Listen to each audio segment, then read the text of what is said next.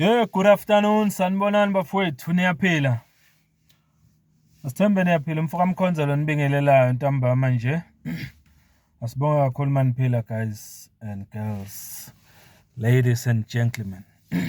Angamukela onke ama new subscribers to this channel. Ngiyanibonga kakhulu ngokuthi nibe khona la ku-subscriber kweni la ku YouTube. Kanjalo nama new followers ku TikTok ngithi siyanamukela ekhaya. If you haven't subscribed, please do subscribe because ukuningi okuseza esizo engage ngako la nawe be part of that. Siphinde sibe together na ku TikTok. You can follow if ungaka press follow. Ngiyabonga bafowethu. Ake ngikhulume specifically na wonke ama supporters kaBaba Zuma. Ikakhulukazi mangikhuluma ngama supporters kaBaba Zuma ngikhuluma nama MK party members nalabo abamsupportayo uZuma kodwa abangayijoin MK party because baningi nabo. Wonke umuntu osupport uZuma, wonke umuntu obelievela kuZuma, na wonke umuntu okholelwa kuZuma. Ngizokhuluma nani la namhlanje. Ngizonazisa ukuthi isukile. Babuyile back kumsholozi oRamaphosa. Mangikhuluma ngoRamaphosa ngikhuluma ngestate noma umbuso wase South Africa oholwa uBaba uRamaphosa. Babuye back kuZuma ke manje. Baqale ka back babuyisela uZuma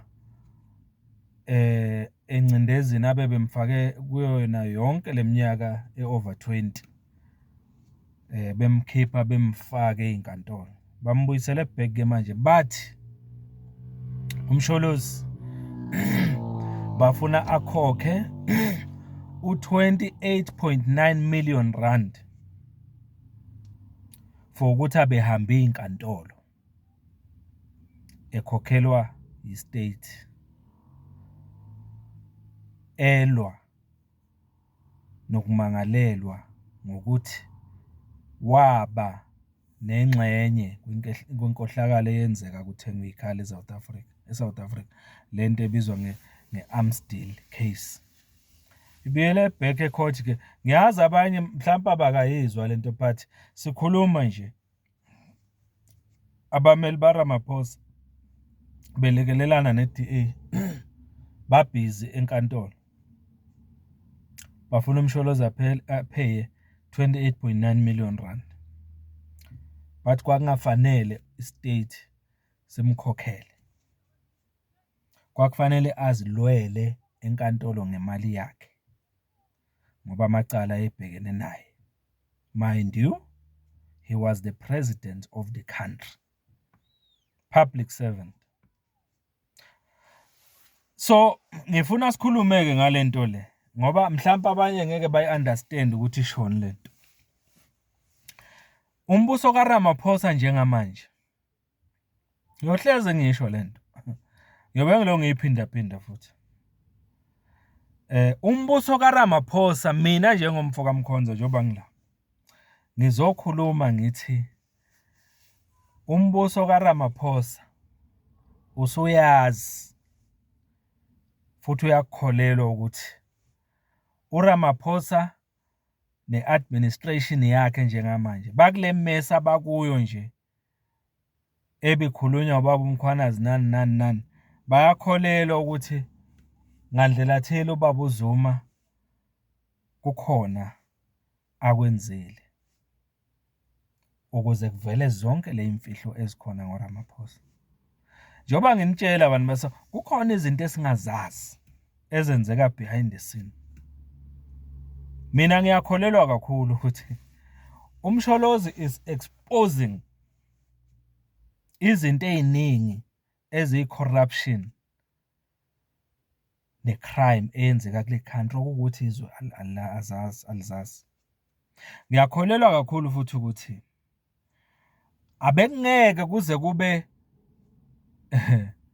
bekungeke kuze kube nale hype engaka eSouth Africa after uMkhwanazi enze leya media briefing nge-6 July 2025, bengeke kube nje ukube kuthiwa leya media briefing yayenziwe uZuma ekhuluma exactly lezi zinto ezazikhulunywa uMkhwanazi. Ngaba kukho nje.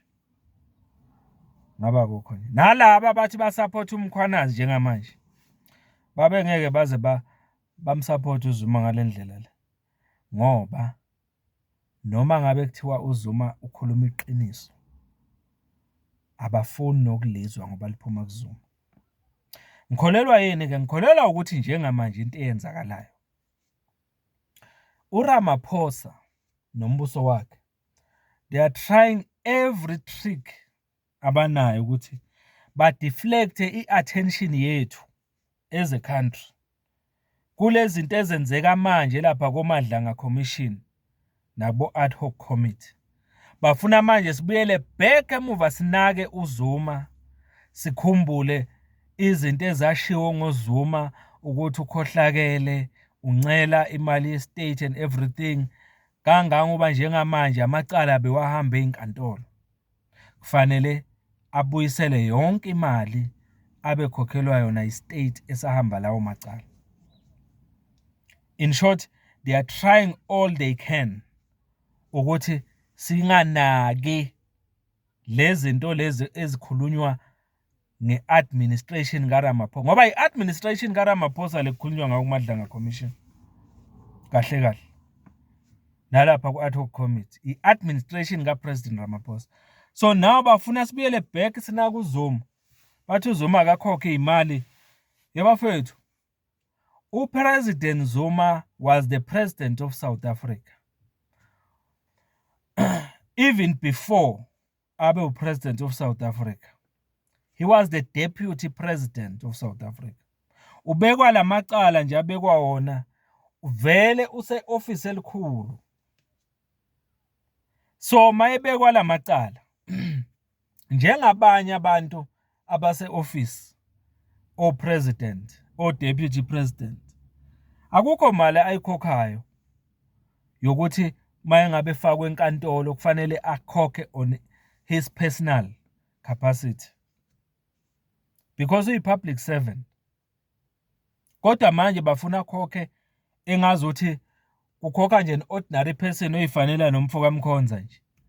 In short, amacala abewahamba uZuma all these years ebewahamba nje as an ordinary citizen ofana nami. And khumbula ukuthi kuwo wonke lamacala uZuma bewahamba enkantolo abebekwe wona, especially lawa okukhulunywa ngawo eAmsterdam njengamanje njengoba besenkantolo. Lawo macala lawa khona elilodwa uZuma elisamfake ejele. Akukhona okukodwa empeleni, akukho nelithethiwa, akukathethwa nix because ayikhona nokungena lento lapha enkantolo ngoba kunabufakazi bokuthi uZuma waganga.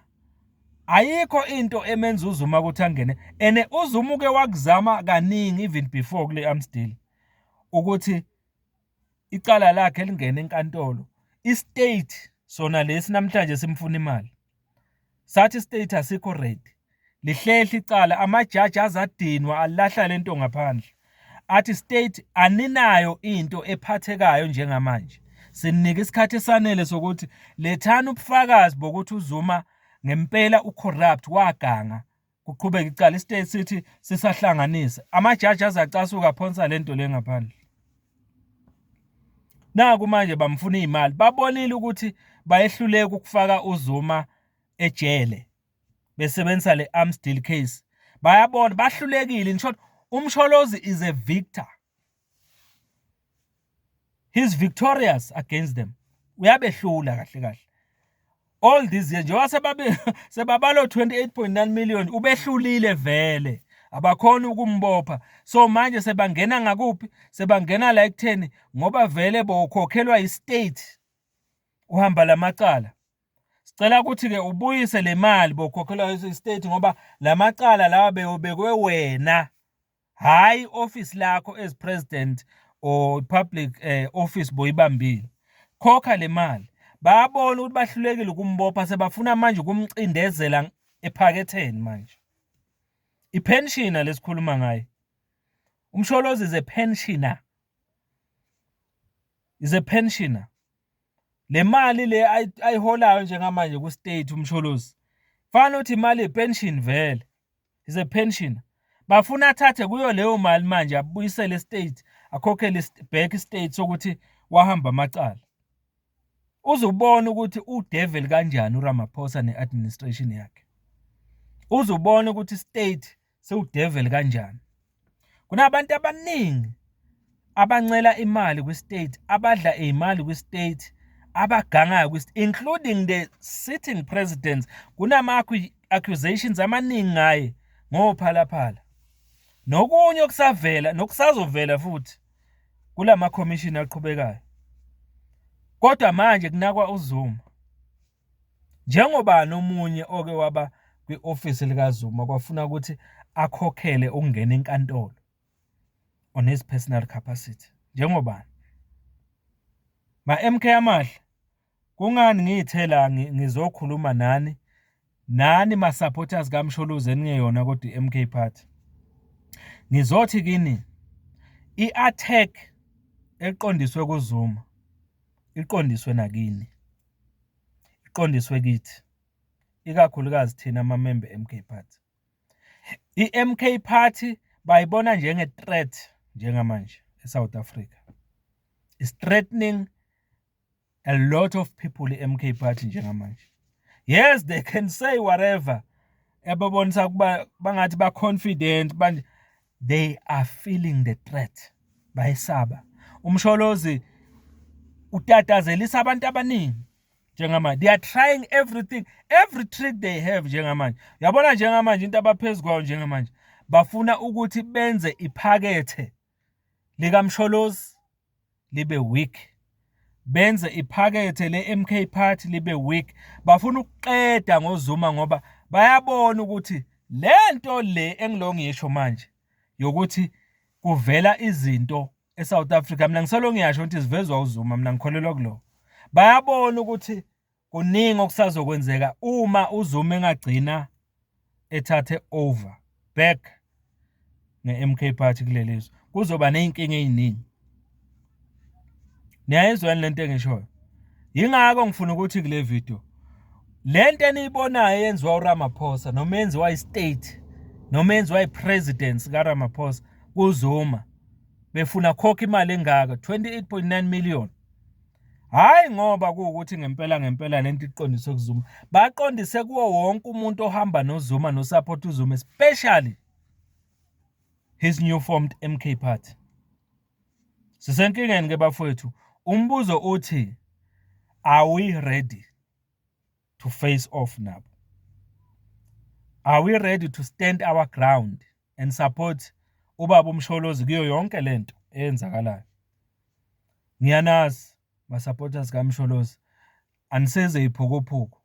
Niboniseka ningi ukuthi uMsholozi uma kugadlwa kuye ningobani nina.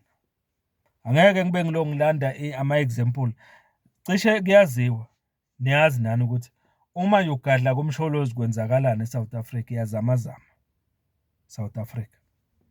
Namanje uma uRamaphosa ethinta uMsholozi siyabuza thina ukuthi udakwe yini. Yilokho nje engakusho. Uthinta uMsholozi udakwe yini. Yilokho engakusho. Ake ngiyibambela. Ngicela uqhubeke usubscribe, ushare, ucomment kuloko engikusho la ukuthi uthini ngalesimo sokuthi uMsholozi njengamanje ubuyiselwa enkantolo. Kuthiwa ukhokha 28.9 million rand. Ukuthi ubehamba amacala. Okungamacala namanje istate esingakhona ukumgweba kuwo ngoba akubukho ubufakazi. Kodwa kuthiwa akakhokha. Uthini ngalokho? Aku comment la, ngilinda ama comment akho. Mfuka Mkhonza lo. Niphile bafowethu. Thank you so much.